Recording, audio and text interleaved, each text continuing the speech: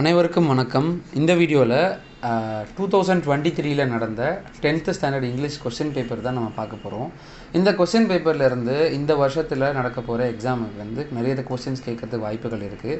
அதனால் இந்த கொஸ்டின் பேப்பரை நல்லா பாருங்கள். ஒவ்வொரு கொஸ்டின்ஸுமே ரொம்ப இம்பார்ட்டண்ட்டாக நினச்சி படிங்க. ஓகேங்களா? இதோட பிடிஎஃப் லிங்க் நான் டிஸ்கிரிப்ஷனில் கொடுத்துருக்கேன். கிளிக் பண்ணி டவுன்லோட் பண்ணிக்கோங்க. அண்டு நம்ம வாட்ஸ்அப் சேனலில் ஜாயின் பண்ணணுன்னா வாட்ஸ்அப் சேனலோட லிங்க் நான் டிஸ்கிரிப்ஷனில் கொடுத்துருக்கேன். கிளிக் பண்ணி ஜாயின் பண்ணிக்கோங்க. அதில் 10th ஸ்டாண்டர்ட் எக்ஸாம்ஸ் ஓரியன்டாக நோட்ஸ் எல்லாமே அனுப்பிட்டுருக்கோம். உங்களுக்கு ரொம்ப யூஸ்ஃபுல்லாக இருக்கும். அந்த சேனலை கிளிக் பண்ணி ஜாயின் பண்ணிக்கோங்க. ஸோ இதில் இருக்கிற ஒவ்வொரு 1 மார்க்ஸும் 2 மார்க்ஸும் நான் ஆன்சர் கீயோடு கொடுத்துருக்கேன். இது ஜஸ்ட் என்னோட சேர்ந்து அனலைஸ் பண்ணி பாருங்கள். ஸோ எந்தெந்த கொஸ்டின்ஸ்லாம் கொடுத்துருக்காங்க, கொஸ்டின் டைப் எப்படி இருக்குது அப்படின்றது உங்களுக்கு தெரிஞ்சதுன்னா ப்ரியராக எக்ஸாம் எழுதுறதுக்கு ரொம்பவே ஹெல்ப்ஃபுல்லாக இருக்கும். ஓகேங்களா? ஸோ ஃபஸ்ட்டு 14 1 மார்க்கில் எல்லாமே பார்த்திங்கன்னா நமக்கு சினானிம்ஸ் 3 சினானிம்ஸ் கேட்பாங்க அண்டு 3 ஆன்டனிம்ஸ் கேட்பாங்க. மற்றது எல்லாமே 1 மார்க் கொஸ்டின். அதாவது grammar type, abbreviation, compound words, prefix, affix, phrasal verb, so இந்த மாதிரி தான் கேட்பாங்க. லிங்கர்ஸ் எல்லாமே கேட்பாங்க. இது எல்லாமே ஒரு மெட்டீரியலாக நான் அரேஞ்ச் பண்ணி கொடுத்துருக்குறேன். அடுத்த வீடியோ நம்ம பப்ளிஷ் பண்ணுவோம். அதை யூஸ்ஃபுல்லாக ஸ்பெண்ட் பண்ணிக்கோங்க. ஸோ அந்த வீடியோ நீங்கள் பார்த்தீங்கன்னா அதில் ஒரு பிடிஎஃப்லேயும் நான் கொடுத்துருப்பேன். எல்லாமே லெசன் வைஸாக கம்பைன் பண்ணி கொடுத்துருப்பேன். இப்போ ஃபார் எக்ஸாம்பிள் இப்போ 6th ஒன் பார்த்தீங்கன்னா சினானிம்ஸ் ஆன்டனிம்ஸும் இருக்கும். 7th ஒன் பார்த்தீங்கன்னா இப்போ ப்ளூரல் ஃபார்மேஷன் இருக்கும். இந்த ப்ளூரல் ஃபார்மேஷன் மொத்தமாக 10th புக்கில் இருக்கிற எல்லாமே கம்பைன் பண்ணி கொடுத்துருப்பேன். அதே மாதிரி 8th ஒன் சஃபிக்ஸ், ப்ரிஃபிக்ஸ் எல்லாமே கம்பைன் பண்ணி கொடுத்துருப்பேன். இந்த காம்பவுண்ட் வேர்ட்ஸ், அப்ரிவேஷன் எல்லாமே கம்பைன் பண்ணி எல்லா லெசனில் இருக்கிறது ஜாயின் பண்ணி கொடுத்துருப்பேன். ஸோ உங்களுக்கு ரொம்பவே யூஸ்ஃபுல்லாக இருக்கும். ஒவ்வொரு லெசன்ஸாக தேடி படிக்கிறது மாதிரி இல்லாமல் அதை மட்டுமே படித்தாலே போதும். ஓகேங்களா? ஸோ அது அடுத்த வீடியோ நான் போடுறேன். ஸோ நம்ம சேனலை தொடர்ந்து ஃபாலோ பண்ணிட்டு வாங்க. ஃபஸ்ட்டு ஒனுக்கான ஆன்சர் பார்த்தீங்கன்னா இப்போ 3 சினானிம்ஸ் கேட்டிருக்காங்கல்ல. இந்த கான்சனன்ஸ் அப்படின்றதுக்கான ஆன்சர் அக்ரிமெண்ட். அப்புறம் நாட்னா சூ, கிராங்கி அப்படின்றது ஸ்ட்ரேஞ்ச். இது எல்லாமே மீனிங். ஓகேங்களா? ஸோ 4th ஒன்லேருந்து 6th ஒன் வரைக்கும் ஆன்டனிம் கேட்பாங்க, ஆப்போசிட். பூன் அப்படின்றதுக்கான ஆப்போசிட் பேன். அடுத்தது ரேப்பிட்லினா சடன்லி அப்படின்றது தான் மீனிங். அப்போ ஆப்போசிட் என்னது? ஸ்லோலி. ஓகேங்களா? செலெக்ஷன் அப்படின்றது ரிஜெக்ஷன். 7th ஒன் லோஃப் அப்படின்றது லோவ்ஸ், LOAVES. ஸோ எஃப் இருந்துச்சுன்னா இந்த ஆட்டோமேட்டிக்காக இந்த இடத்துல VESன்றது ஃபார்ம் ஆகும். அண்ட் தென் 8th ஒன் பார்த்தீங்கன்னா சஃபிக்ஸ் அப்பியர் அப்படின்றதுக்கான வேர்டு என்னென்னா அப்பியரன்ஸ். ஓகேங்களா? ஸோ இதுவே ப்ரிஃபிக்ஸு கேட்டாங்கன்னா டிஸ்அப்பியர்னு வரும். டிஸ்அப்பியர். ஏன்னா நிறைய இடத்துல இங்கே டிஸ்ன்னு கொடுத்துருப்பாங்க. சம்டைம்ஸ் அப்படி கேட்டிருந்தாங்கன்னா கன்ஃபியூஸ் ஆக வேணாம். அவங்க சஃபிக்ஸ்ன்னு கொடுத்துருந்தா லாஸ்ட்டில் சேர்க்கணும், ப்ரிஃபிக்ஸ்ன்னு கொடுத்துருந்தா முன்னாடி சேர்க்கணும். ஸோ ப்ரிஃபிக்ஸோட அப்பியர் என்னது? டிஸ்அப்பியர். சஃபிக்ஸ் அப்பியரோட சஃபிக்ஸ் என்னதுன்னு கேட்டால் அப்பியரன்ஸ். IIT அதோட எக்ஸ்பான்ஷன் என்னதுன்னா Indian institute of technology. So 10th one the sailor soon dash food and waterனா the sailor ran out of food and water. 11th one ஃபேரோட compound word என்னதுன்னா farewell. 12th ஒன்னுக்கு the child hid dash the stairsனா under the stairs. child hid under the stairs. 13th one if he had informed she would have waited for him. So 14th my uncle entered my house when I was doing my homework. So இதுதான் இதுக்கான answer. இப்போ 14 1 மார்க்ஸுமே நீங்கள் பார்த்துக்கோங்க. இதே மாதிரி சில question பேப்பர்ஸை நாங்கள் போடும்போது அந்த 1 மார்க்ஸுமே நீங்கள் பார்க்கும்போது அதிலிருந்து கொஸ்டின்ஸ் வந்துச்சுன்னா ரொம்பவே ஈஸியாக இருக்கும். ஸோ அடுத்தது இந்த இந்த 2 மார்க் கொஸ்டின் எல்லாமே ப்ரோஸ்லேருந்து கேட்பாங்க. அந்த ப்ரோஸில் இருக்கிற கொஸ்டின் சில இம்பார்ட்டன்ஸ் மட்டுமே நான் அந்த மெட்டீரியலில் கொடுக்குறேன். அதுவுமே நீங்கள் பார்த்துக்கோங்க. ஒரு 4 லெசன் நீங்கள் படிச்சிங்கனாலே உங்களால் மேக்ஸிமம் அதிலிருந்து 3மே எழுதிட முடியும். அண்ட் அடுத்தது பார்த்தீங்கன்னா பொயட்டிக் லைன்ஸ் நீங்கள் கண்டிப்பாக படித்தாகணும். Poetic lines poem. இந்த பொயட்டிக் லைன்ஸ் 3 கேட்பாங்க, 4 கொடுத்துட்டு. இது ரொம்பவே ஈஸியாக தான் இருக்கும். ஒரு 4 யூனிட் நீங்கள் பொயட்டிக் லைன்ஸ் படித்தாலே அதிலேருந்து 3 எழுதிடலாம். ஓகேங்களா? அண்டு இந்த கிராமர் பார்ட், அதாவது இந்த 6 மார்க் கேட்குற இந்த கிராமர் பார்ட்டில் மொத்தமாக 5 வரும். இந்த 5ல் ரொம்பவே ஈஸியாக இருக்கிறது எதுன்னா இந்த பஞ்சுவேஷன் எழுதிடுவீங்க. அண்ட் தென் இந்த ரீஅரேஞ்ச் சென்டென்ஸ் எழுதிடுவீங்க. அதை தாண்டி வேறு என்ன இருக்குது? இந்த ஆக்டிவ் வாய்ஸ், பாசிவ் வாய்ஸ் எழுதணும், டைரக்ட் இன்டைரக்ட் எழுதணும். ஸோ அதுவுமே நான் அந்த மெட்டீரியலில் கொடுத்துருக்கேன். அது ரொம்பவே யூஸ்ஃபுல்லாக இருக்கும். அந்த மெட்டீரியல் பாருங்கள். அடுத்த வீடியோவில் நான் போட்டிருக்கேன். ஓகேங்களா? You are advise not to be கேர்லெஸ்னா don't be careless. Answer don't be careless. So Maya said when is zigzag coming இயர்னா இன்டைரக்ட் ஸ்பீச்சாக மாற்ற சொல்லியிருக்கிறாங்க. மாயா ஆஸ்க்டு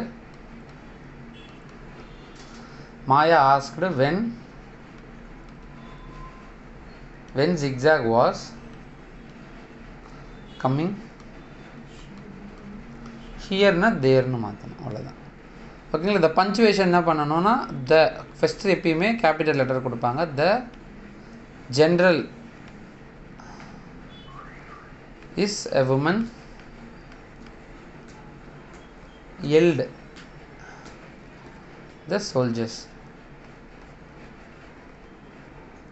ஸோ இந்த இடத்துல ஜென்ரல் அப்படின்றது கேபிட்டலில் போடணும். The general is a woman held the soldiers அப்படின்றது போடணும். ஓகேங்களா. General is a woman comma held the soldiers full stop.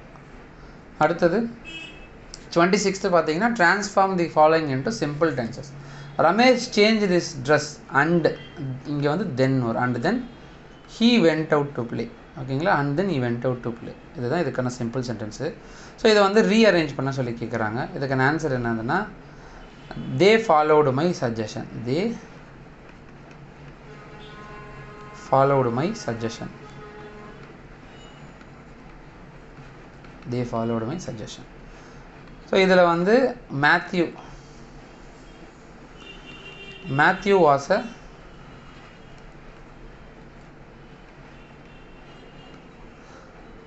Heart working businessman.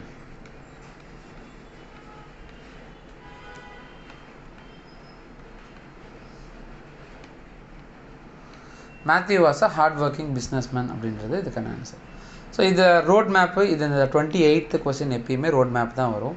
இந்த ரோட் மேப் வந்து ரொம்ப சிம்பிள் தான். அதாவது ஃபஸ்ட்டு வந்து எப்பயுமே கோ ஸ்ட்ரெயிட்டுன்னு இருக்கும். ஓகேங்களா. கோ ஸ்ட்ரெயிட் இதுதான் ஃபஸ்ட்டு பாயிண்ட்டு. கோ ஸ்ட்ரெயிட்டு. இப்போ சப்போஸ் இங்கே இருக்கிறீங்க, யூ ஆர் ஹியர்னு இருக்கிறீங்க, எங்கே போக சொல்கிறாங்கன்னா மியூசியமுக்கு போக சொல்கிறாங்க. ஸோ அப்போ ஃபஸ்ட்டு என்னது கோ ஸ்ட்ரெயிட்டு. பஸ் ஸ்டாப்பை ஃபஸ்ட்டு க்ராஸ் பண்ண சொல்கிறாங்க. So go straight. அதுக்கப்புறம் ரைட் திரும்பி டெம்பிளை க்ராஸ் பண்ண சொல்கிறாங்க. அண்ட் தென் ஸ்ட்ரெயிட் போயிட்டு இந்த ஜங்ஷனை பாஸ் பண்ணிவிட்டு கொஞ்சம் தூரம் போனீங்கன்னா ரைட் சைடில் மியூசியம் இருக்குதுன்னு எழுதணும். So go straight and pass the bus stop. ஓகேங்களா. Pass the bus stop. Second point என்ன வரும்? Turn right. ஓகேங்களா. Turn right. ஸோ உங்களுக்கு கஷ்டமாக இருக்குது இது ரைட்டாக லெஃப்டான்னு கண்டுபிடிக்கிறது பார்த்தீங்கன்னா இதுக்கு ஸ்ட்ரைட்டாக வர மாதிரி மாற்றிக்கோங்க. இதை வந்து திருப்பினீங்கன்னா இது வந்து உங்களுக்கு இப்படி வந்துடும். ஸோ இந்த மாதிரி திரும்புகிற மாதிரி இருக்கும். இது இப்போது இந்த மேப் வந்து உங்கள் பக்கமாக கொஸ்டின் பேப்பரை திருப்பினீங்கன்னா உங்களுக்கு தெரிஞ்சும் ஸ்ட்ரைட்டாக போயிட்டு ரைட்டு திரும்பணும் அப்படின்ற மாதிரி உங்களுக்கு வரும். ஸோ ரைட்டு திரும்பினீங்கன்னா turn right and pass the temple. ஓகேங்களா. டெம்பிளை பாஸ் பண்ணணும். அடுத்தது என்ன வரும்? Turn left. turn left and cross the junction. ஓகேங்களா. cross the junction and you will reach museum on your right side. ஓகேங்களா. So right side left side அப்படின்றது mention பண்ணணும். சப்போஸ் இதுக்கு எதிர்க்கு ஏதாவது இருந்துச்சுன்னா opposite to police station, opposite to hospital அப்படின்றது mention பண்ணணும். ஓகேங்களா. ஸோ அவங்க கொடுத்துருக்கிறது படி எல்லாமே மென்ஷன் பண்ணணும்னு அவசியம் இல்லை. இந்த லைப்ரரி தான் தேவையில்லை. ஏன்னா அவங்க வந்து வேறு ரூட் கொடுத்துருக்காங்க. அதுபடி நீங்கள் மென்ஷன் பண்ணியிருந்தாலே போதும். லாஸ்ட் இயர் பார்த்தீங்கன்னா ரோடை வந்து பிளாக் பண்ணி வச்சுருந்தாங்க. ஸோ அப்படி பண்ணதுனால அது வந்து கிரேஸ் மார்க்கு 3 மார்க் கொடுக்குறேன், 2 மார்க் கொடுப்பாங்க. அந்த மாதிரி ஏதாவது இருந்துச்சுன்னா அட்டன் பண்ணியாவது வைங்க, மிஸ் பண்ணிடாதீங்க. ஓகேங்களா. ஸோ அடுத்தது இது 2 மார்க் கேட்பாங்க. ஓகேங்களா. ஸோ இதில் வந்து 2 பேராகிராஃப் எழுதணும். இந்த ப்ரோஸ் பேராகிராஃபு. இதில் ஏதாவது 4 படிச்சிங்கன்னா உங்களுக்கு கண்டிப்பாக வந்துடும். ஃபார் எக்ஸாம்பிள் இப்போ ஃபஸ்ட்டு 1. ஓகேங்களா. ஃபஸ்ட்டு 1 படிக்கணும். என்னென்னா ஃபர்ஸ்ட் ஃப்ளைட் படிக்கணும். ஓகேங்களா. ஃபர்ஸ்ட் ஃப்ளைட்டு அட்டிக்கு டெக் ப்ளூமர்ஸ்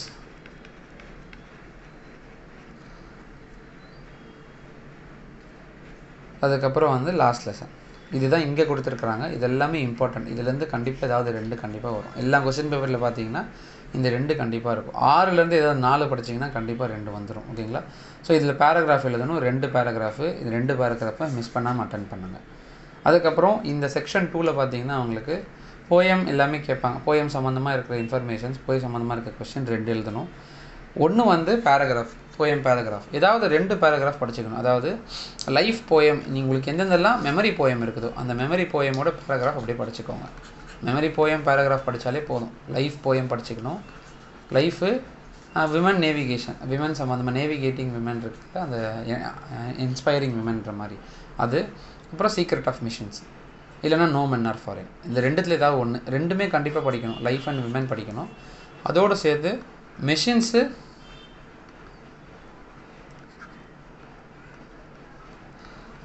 அப்படி இல்லைன்னா no men are foreign.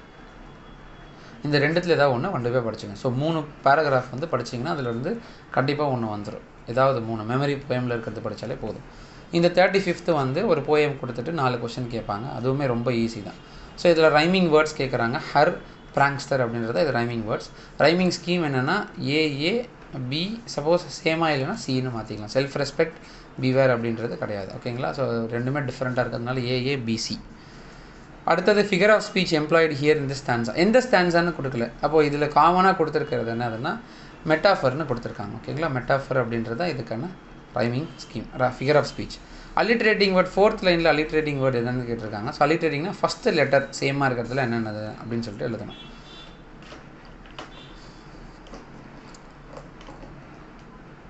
So இதெல்லாம் சேமாக வருதுன்னு சொல்லிட்டு பாருங்கள். ஷீ, சா அப்படின்றது சேமாக வருது. வேறு ஏதாவது வேர்டு வருதான்னு பாருங்கள். சேமாக ஒரே வேர்டு இருக்கக்கூடாது. டிஃப்ரெண்ட் வேர்டில் ஃபஸ்ட்டு லெட்டர் மட்டும் சேமாக இருந்துச்சுன்னா அதை வந்து நம்ம எழுதணும். But it should be a 3 letter word or more than 3 letter word. ஓகேங்களா? ஸோ 4th லைனில் ஷீயும் சா அப்படின்றது மட்டும்தான் இங்கே அலிட்ரேஷன். ஓகே. ஸோ அடுத்தது செக்ஷன் 3ல் ரீஅரேஞ்ச் கேட்குறாங்க. ரீஅரேஞ்ச் எழுதுறதுக்கு பதிலாக நம்ம இது எழுதணும். இந்த பேசேஜ் படித்து இதுக்கான ஆன்சர் எழுதணும். ஓகேங்களா? ஸோ இந்த பேசேஜ் படித்து எழுதுறது ரொம்ப முக்கியம்.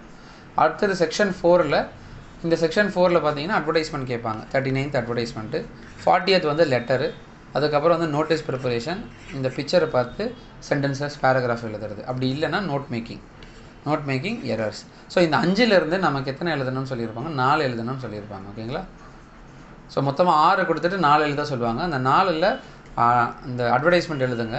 லெட்டர் ரைட்டிங் கஷ்டமாக இருந்துச்சு, ஃபார்மேட் தெரியல, லெட்டர் ரைட்டிங் விட்டுடுங்க. இந்த நோட்டீஸ் ப்ரிப்பரேஷன் எழுதுங்க. அதுக்கப்புறம் நோட் மேக்கிங் எழுதுங்க. அந்த பிக்சர் ரைட்டிங் எழுதுங்க. ஓகேங்களா? பிக்சர் ரைட்டிங் இல்லைன்னா லெட்டர் ரைட்டிங், உங்களுக்கு எது ஈஸியாக இருக்குதுன்னு பார்த்தா அதை எழுதிக்கோங்க. ஆனால் இதில் 5மே எழுதுனீங்கன்னா உங்களுக்கு 20 மார்க் ஃபுல்லாக கொடுக்கறதுக்கு வாய்ப்பு இருக்குது. அதே மாதிரி போயம் பார்த்தீங்கன்னா இல்லை 2 போயம் ஃபுல்லாக படிச்சுக்கோங்க. லைஃப் போயம் படிச்சுக்கோங்க, உமன் ஃபுல்லாக படிச்சுக்கோங்க. அது மட்டும் இல்லாமல் இந்த மிஷின்ஸ் இருக்குங்களே, சீக்ரெட் ஆஃப் மிஷின்ஸ் வந்து ஒரு 8 லைன் படிச்சுக்கோங்க. நோ மென் ஆர் ஃபாரின் வந்து ஒரு 8 லைன் படிச்சுக்கோங்க போதும். இந்த எல்லாமே படிச்சுக்கிட்டிங்கன்னா அவங்களால கண்டிப்பாக இந்த போயமும் எழுதிட முடியும். லாஸ்ட்டாக சப்ளிமெண்ட்ரி பார்த்தீங்கன்னா உங்களுக்கு 46th கொஸ்டின், ஏதாவது 3 சப்ளிமெண்ட்ரி படித்தா போதும். அதாவது 1, 2, 4 இந்த சப்ளிமெண்ட்ரி, அப்படி இல்லைனா 1, 2, 5 இல்லைனா 1, 2, 6. ஸோ இந்த 3 ஆர்டரில் எந்த சப்ளிமெண்ட்ரி படித்தாலும் அதுலேருந்து 1 எழுதிட முடியும். இப்போ இங்கே பாருங்கள், இது வந்து பீட்டர் ஃப்ரம் ஹாலோ. ஓகேங்களா? பீட்டர் ஃப்ரம் ஹாலண்டுன்னு சொல்லிட்டு இந்த லெசன் வந்து 5th யூனிட். ஓகேங்களா? ஸோ அது மாதிரி ஸ்டோரி ஆஃப் முல்லன் அப்படின்றது 2nd. ஸோ இதில் ஏதாவது ஒன்று ஜிக்ஸாக் படிச்சுக்கோங்க. ஃபஸ்ட்டு 1, 2, 3 இல்லைனா 5ன்னு படிச்சுக்கலாம். இந்த 4மே படிச்சுக்கிட்டிங்கன்னா கூட ரொம்ப ஈஸி தான். ஸோ இது ஏதாவது 3 இல்லைனா 4 சப்ளிமெண்ட்ரி படிச்சிங்கன்னா உங்களால் கண்டிப்பாக 1 எழுதிட முடியும். ஏதாவது படிக்காது கேட்பாங்க அப்படின்னு எழுத வேண்டாம், யோசிக்க வேண்டாம். ஏதாவது படிக்காது கேட்டுருவாங்க அப்படின்னு யோசிக்க வேண்டாம். நீங்கள் என்ன படிச்சிருக்கீங்க, மோஸ்ட்லி ரிப்பீட் பண்ண கொஸ்டின்ஸ் மட்டும்தான் கேட்பாங்க. ஸோ அதனால் கான்ஃபிடென்ட்டாக எக்ஸாம் ஹாலுக்கு போங்க. வேறு ஏதாவது இது சம்மந்தமாக, கொஸ்டின் பேப்பர் சம்மந்தமாக, இல்லைனா எனக்கு படிக்கணும், இது சம்மந்தமாக எனக்கு வேணும் அப்படின்னு சொன்னீங்கன்னா நீங்கள் கமெண்ட்டில் தெரியப்படுத்தினீங்கன்னா உங்களுக்கு வந்து நான் அந்த வீடியோவை ரெஃபரன்ஸ் பண்ணி கொடுக்குறேன். உங்களை அடுத்த வீடியோவில் உங்களை சந்திக்கிறேன். தேங்க்யூ.